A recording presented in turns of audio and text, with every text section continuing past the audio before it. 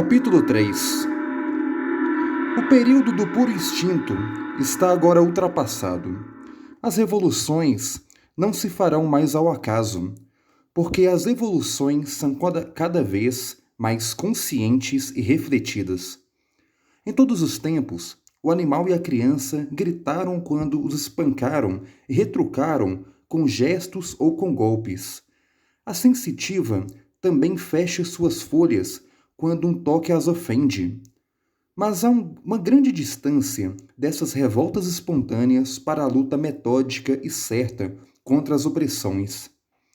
Os povos viam, outrora, os acontecimentos sucederem-se sem procurar neles uma ordem qualquer, mas eles aprendem a conhecer seu encadeamento, estudam sua inexorável lógica e começam a saber que deve igualmente seguir uma linha de conduta para recuperarem-se. A ciência social, que ensina as causas da servidão e, por consequência, os meios da libertação, libera-se pouco a pouco do caos das opiniões conflitantes. O primeiro fato evidenciado por esta ciência é que nenhuma revolução pode ser feita sem prévia evolução. É verdade. A história antiga conta-nos aos milhões o que se chama de revoluções palacianas, entre aspas. Isto é, a substituição de um rei por outro, de um ministro ou de uma favorita por outro conselheiro ou por nova amante. As semelhantes mudanças, não tendo nenhuma importância social e aplicando-se, de fato, apenas a simples indivíduos, podiam realizar-se sem que a massa do povo tivesse a mínima preocupação com o acontecimento ou com suas consequências. Bastava que se encontrasse um sicário com um punhal bem afiado, e o trono tinha novo ocupante. Sem dúvida, o capricho real podia arrastar o reino e a multidão dos súditos a aventuras imprevistas, mas o povo, acostumado à obediência e à resignação, não tinha outra coisa a fazer senão se conformar às veleidades do alto. Não se ingeria emitindo opinião sobre assuntos que lhe pareciam incomensuravelmente superiores à sua humilde competência. Da mesma forma, no país em que lutavam entre si duas famílias rivais, com sua clientela aristocrática e burguesa, revoluções aparentes podiam produzir-se em consequência de um massacre. Tal conjuração de assassinos, favorecidos pela oportunidade, deslocava o trono e modificava o pessoal do governo. Mas o que importava ao povo oprimido? Enfim, num estado em que a base do poder já se encontrava um pouco ampliada pela existência de classes que disputavam em si a supremacia, acima de toda uma multidão sem direito, condenada, a priori, a suportar a lei da classe vitoriosa, o combate de rua, a ereção de barricadas e a proclamação de um governo provisório na prefeitura ainda eram possíveis. Mas as novas tentativas, nesse sentido, não poderiam obter êxito em nossas cidades, transformadas em campos fortificados e dominadas por casernas que são fortalezas e, por sinal, as últimas revoluções, entre aspas, deste gênero tiveram como resultado um sucesso apenas temporário. Foi assim que, em 1848, a França marchou em passos claudicantes, seguindo aqueles que tinham proclamado a República, sem saber o que eles entendiam por esta palavra. E aproveitou-se da primeira oportunidade para fazer uma reviravolta. A massa dos camponeses, que não tinham sido consultada, mas nem por isso deixou de exprimir seu pensamento, vago, indeciso, grosseiro, declarou, de modo suficientemente claro, que sua evolução, não estando concluída, não queria uma revolução, que por isso mesmo surgira antes da hora. Haviam transcorrido apenas 3 meses desde a explosão em que a massa eleitoral restabelecida, sob forma tradicional, o regime costumeiro, a qual sua alma de escravo ainda estava habituada. qual uma besta de cargas que cede ao fardo de seu dorso dolorido. Assim, também a, entre aspas, revolução da comuna, tão admiravelmente justificada e tomada necessária pelas circunstâncias, não podia, obviamente, triunfar, pois ela fora feita apenas por metade de Paris e só tinha na França o apoio das cidades industriais. O refluxo a afogou em um dilúvio de sangue. Já não basta, portanto, repetir as velhas fórmulas, vox populi, vox dei, e lançar gritos de guerra, fazendo estalar bandeiras ao vento. A dignidade do cidadão pode exigir dele, em tal ou qual conjuntura, que ele erga barricadas e que defenda sua terra, sua cidade ou sua liberdade, mas que ele não pense resolver a mínima questão pelo acaso das balas. É nas cabeças e nos corações que as transformações devem realizar-se, antes de estender os músculos e transformar-se em fenômenos históricos. Entretanto, o que é verdade na revolução progressiva o é igualmente na revolução regressiva ou contra-revolução. Por certo, um partido que se apoderou do governo, uma classe que dispõe das funções, das honrarias, do dinheiro, da força pública, pode fazer um grande mal e contribuir, em certa medida, ao recuo daqueles dos quais ela usurpou a direção. Todavia, ela só se aproveitará de sua vitória nos limites traçados pela média da opinião pública. Acontecer-lhe-á, inclusive, de não se arriscar a aplicar as medidas decretadas e as leis votadas pelas assembleias que estão à vontade. A influência do meio, moral e intelectual exerce-se constantemente sobre a sociedade em seu conjunto, tanto sobre os homens ávidos de dominação, quanto sobre a multidão resignada dos escravos voluntários. Em virtude dessa influência, as oscilações que se fazem, de uma ou de outra parte, dos dois lados do eixo, nunca se afastam a não ser fracamente.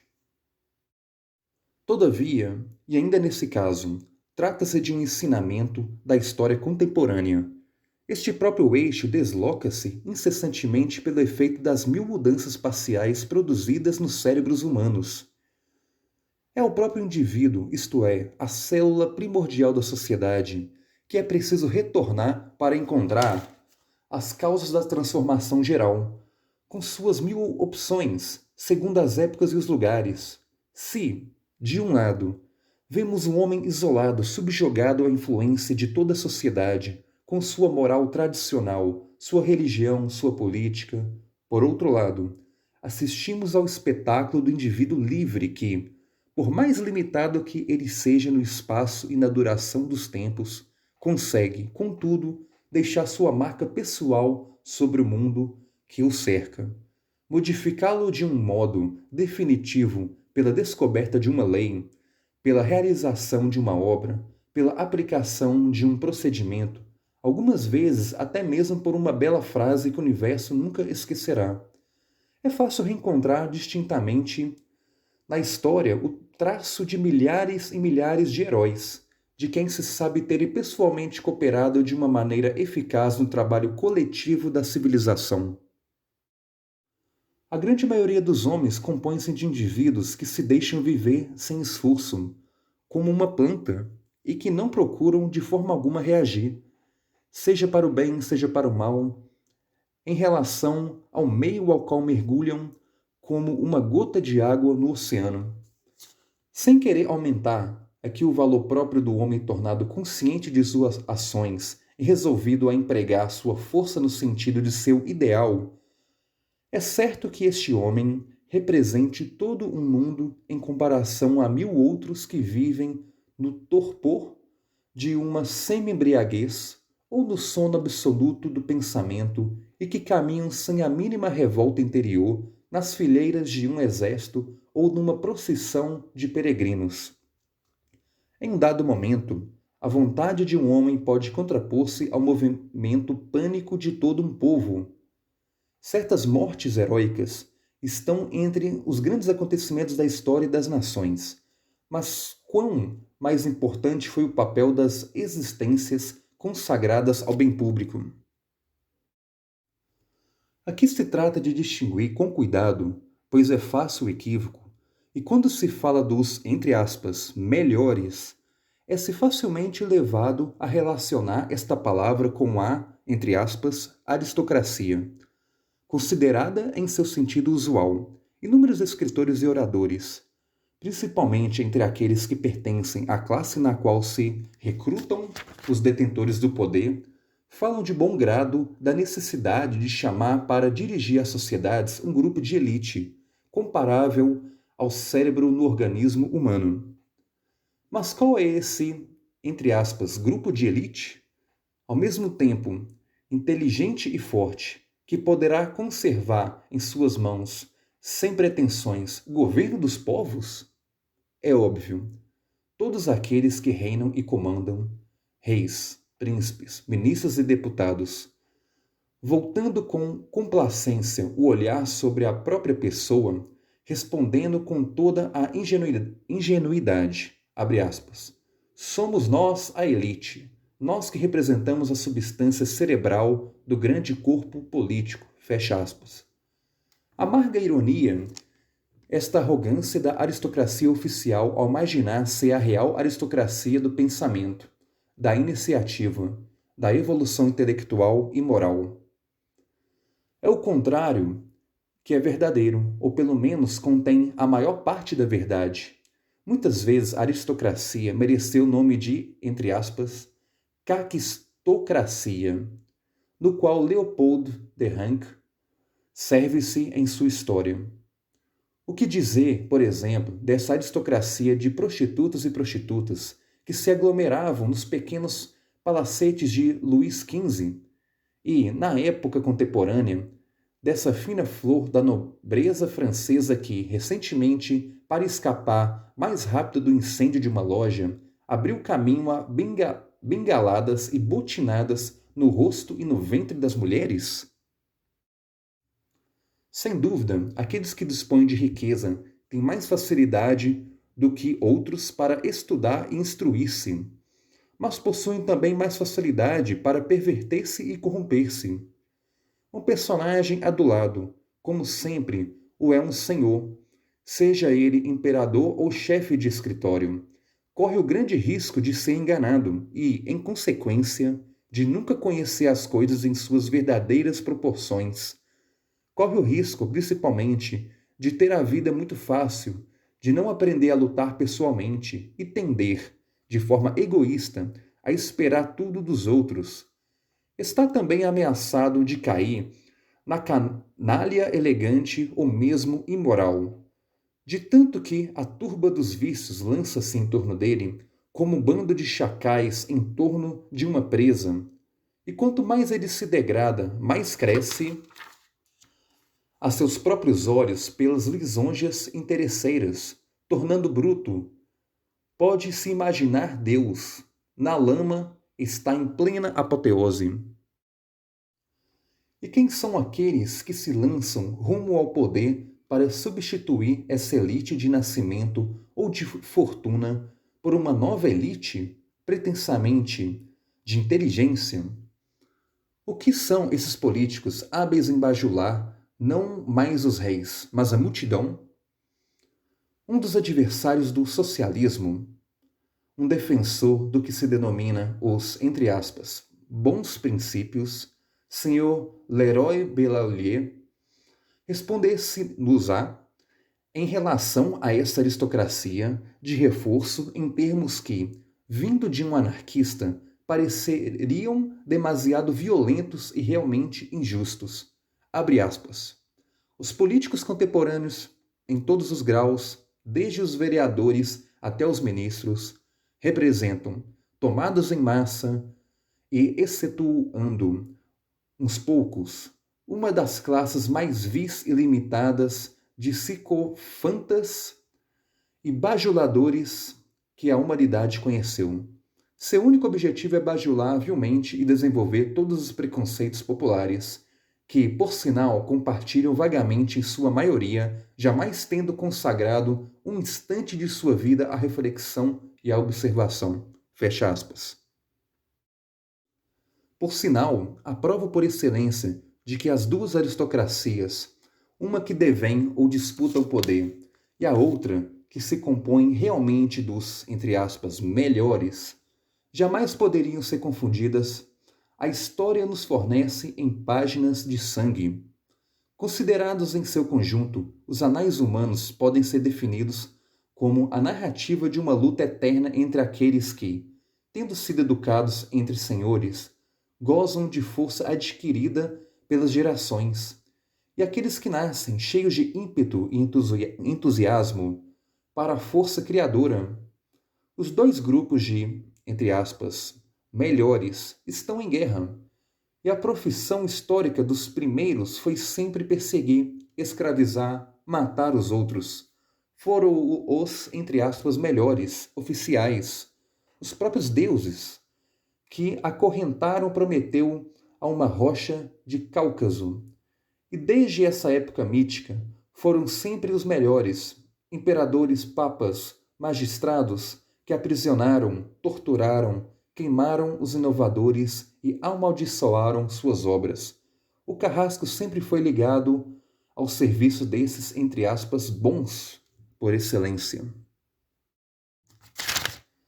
Eles encontraram também doutos para defender sua causa, fora da multidão anônima, que não procura pensar e conforma-se simplesmente à civilização costumeira, a homens instruídos e talentosos que se fazem os teóricos do conservantismo absoluto, senão do retrocesso, e que procuram manter a sociedade imóvel, fixá-la, por assim dizer, como se fosse possível parar a força de projeção de um globo lançado no espaço.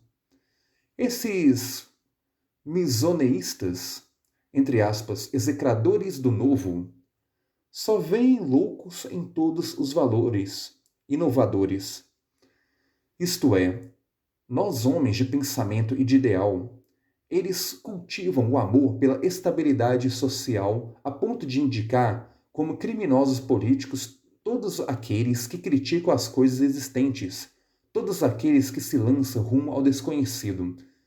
E, todavia, confessam que, quando uma nova ideia acaba se impondo ao espírito da maioria dos homens, todos devem conformar-se a ela para não se tornarem revolucionários ao se oporem ao consenso universal.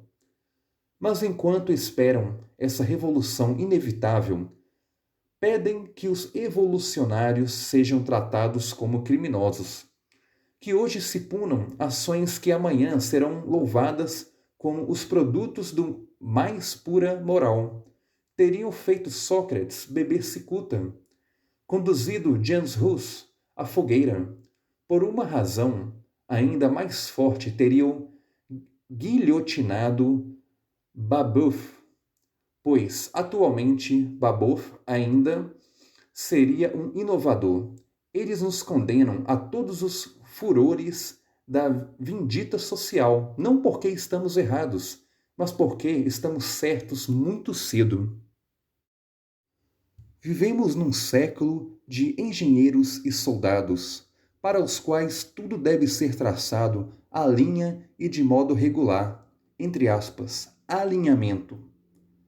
Tal é a palavra-chave desses pobres de espírito que só veem a beleza na simetria, a vida na rigidez da morte,